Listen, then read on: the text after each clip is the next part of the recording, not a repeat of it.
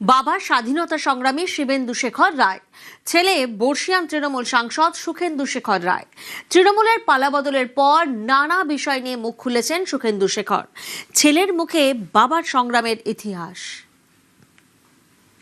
আমার বাবার মতো লক্ষ লক্ষ ভারতীয় দেশের মুক্তির জন্য নানাভাবে তারা লড়াই করেছে, সুতরাং যোগদানটা ছিল সম্পূর্ণ যোগদান জাতীয়তাবাদী মানুষের। ভারতবর্ষের প্রধানমন্ত্রী এসে মালদাতে জনসভাতে দাঁড়িয়ে আমার বাবাকে শ্রদ্ধা জানাচ্ছেন, এই কারণে এই ঘটনা তো আর কখনো ঘটেনি।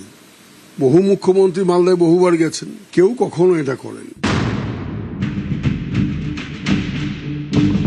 সুখেন্দু শেখর রায় তৃণমূলের রাজ্যসভার সাংসদ, বর্ষিয়ান নেতা, অভিজ্ঞ রাজনীতিক।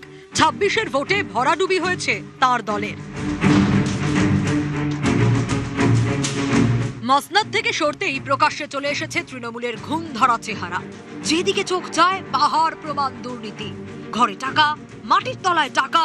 তৃণমূল ক্ষমতায় থাকাকালীন যে কজন নেতা মুখ খোলার সাহস দেখিয়েছিলেন, তাদের মধ্যে অন্যতম সুখেন্দু শেখর রায়। আরজি করের সময় প্রকাশ্যেই প্রশাসনের ভূমিকা নিয়ে প্রশ্ন তুলেছিলেন তিনি।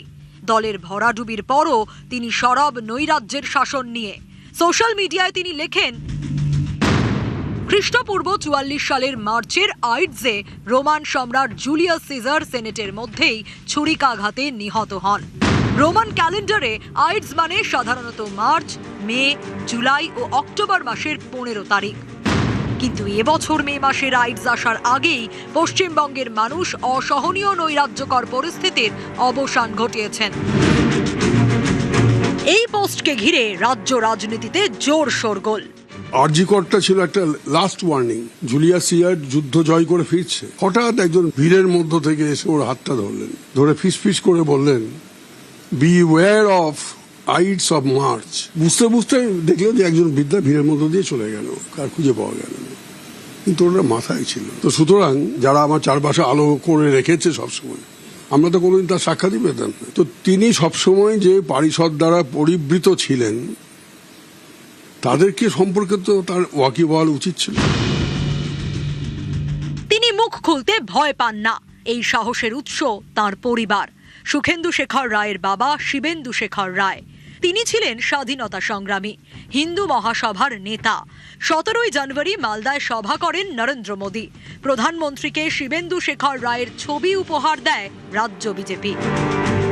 ইতিহাস বলে, শিবেন্দু শেখর রায় এবং তার সতীর্থদের সদর্থক ভূমিকার জন্যই মালদা আজ ভারতের মানচিত্রে। প্রধানমন্ত্রীর মুখেও শোনা গিয়েছে শিবেন্দু কথা। मैं सर्वप्रथम बंगाल के महान सपूत शिवेंदु शेखर रॉय को श्रद्धापूर्वक नमन करता हूं, जिनके प्रयासों से मालदा की पहचान बची रही। আমার দল শুধু না, কেউ তোলেনি, কোনো দলই তোলেনি। ভারতবর্ষের প্রধানমন্ত্রী এসে মালদাতে জনসভাতে দাঁড়িয়ে আমার বাবাকে শ্রদ্ধা জানাচ্ছেন, এই কারণে এই ঘটনা তো আর কখনো ঘটেনি। বহু মুখ্যমন্ত্রী মালদায় বহুবার গেছেন, অন্যান্য প্রধানমন্ত্রীও মালদাতে গেছেন ইন্দিরা গান্ধীর মিটিংয়ে। তো আমি অর্গানাইজার ছিলাম, ওয়ান অফ দি অর্গানাইজার। পরবর্তীকালে অন্যান্যরাও গেছেন, কেউ কখনো এটা করেনি। কিন্তু বাকি যারা অতীতে মুখ্যমন্ত্রী ছিলেন, কেউ তোলেনি। তৃণমূল সাংসদের বাবা শিবেন্দু শেখর রায় মালদার ভারত ভুক্তির অন্যতম পথিকৃৎ।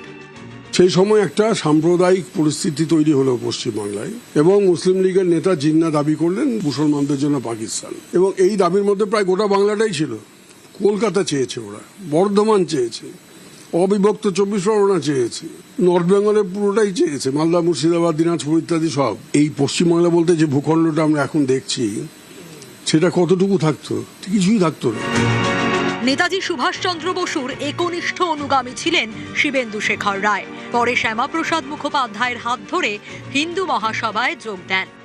বাবা নেতাজি সুভাষচন্দ্রের অনুগামী হিসেবে উনি কংগ্রেস করেছেন দীর্ঘদিন, কিন্তু সুভাষচন্দ্র যখন বিদেশে চলে গেলেন চিরকালের জন্য, তখন যারা সুভাষপন্থী ছিলেন কংগ্রেসে, তারা একেবারে কোণঠাসা হয়ে পড়লেন। এমন সময় ডক্টর শ্যামাপ্রসাদ মুখোপাধ্যায় মালদায় আসলেন। তিনি জেলায় জেলায় সফর করতে, হিন্দুদেরকে রক্ষা করতে হবে। তো বাবাকে বললেন যে আপনি হিন্দু মহাসভায় যোগ দিন, আমরা চাই। তাই বাবা হিন্দু মহাসভায় যোগ দিলেন, একটা মেমোরান্ডাম তৈরি করা হলো। বাবা দুদিন সুযোগ পেয়েছিলেন কমিশনের সামনে অ্যাপিয়ার করার। 15 আগস্ট সারা দেশ স্বাধীনতা উৎসব করছে। দিনাজপুর, মালদা, মুর্শিদাবাদ, নদিয়া, এই 4টে জেলার লোক ভয় কাঁপছে। কোনো ঘোষণা নেই যে এগুলো ইন্ডিয়াতে না পূর্ব পাকিস্তানে। আমাদের বাড়ির একেবারে গায়ে হচ্ছে রামকৃষ্ণ মিশন। রাত্রি 9টার সময় চিৎকার করছেন, শিবেন বাবু, শিবেন বাবু। বাবা ভেবেছেন বোধহয় অ্যাটাক হয়ে গেছে। ছাদ থেকে বন্দুক নিয়ে ছুটে এসছেন। স্বামীজি বলেন আগে বন্দুক ফেলুন। এসে স্বামীজি বাবাকে জড়িয়ে ধরে কাঁদছেন, আনন্দ আশ্রু, বলছেন আমরা ভারতে। ইতিহাসের সন্তান শিবেন্দু শেখর রায়, কিন্তু সেই ইতিহাসেই কোথাও যেন চাপা পড়ে গিয়েছিল নামটা। মালদায় প্রধানমন্ত্রীর হাত ধরে ইতিহাস থেকে বর্তমানে ফেরা। প্রধানমন্ত্রী নরেন্দ্র মোদীর হাতে যদি আপনার বাবার ওই ছবিটি না তুলে দেওয়া হতো, আপনার দলের অনেক সতীর্থ বা এই রাজ্যের মানুষজন আপনাদের যে পরিবারের সঙ্গে জাতীয়তাবাদী রাজনীতির যে দীর্ঘদিনের সম্পর্ক, সে সম্পর্কে সত্যি অবহিত হতো, মানে ইতিহাসটা সম্পর্কে? না, হতো না। এইরকম অজানা কাহিনী জাতীয়তাবাদ নিয়ে, দেশপ্রেম নিয়ে আমার মনে হয় সারা দেশে অসংখ্য আছে, যেগুলো ইতিহাসে স্থান পায়নি। আবির ঘোষাল, নিউজ 18 বাংলা।